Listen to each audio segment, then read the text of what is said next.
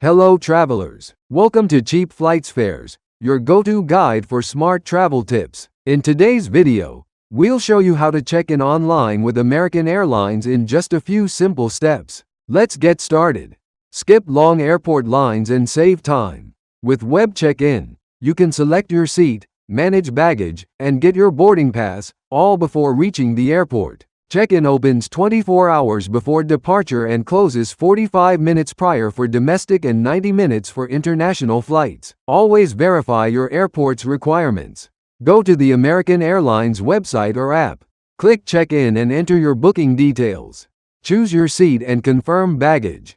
Download or print your boarding pass. You'll need to check in at the airport if traveling with pets or medical equipment or as an unaccompanied minor. Arrive at the gate at least 30 to 50 minutes before departure.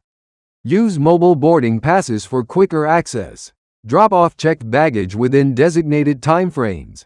That's it, a quick and easy way to check in online with American Airlines. Found this helpful? Like, share, and subscribe for more travel tips. Have questions? Drop them in the comments. Safe travels!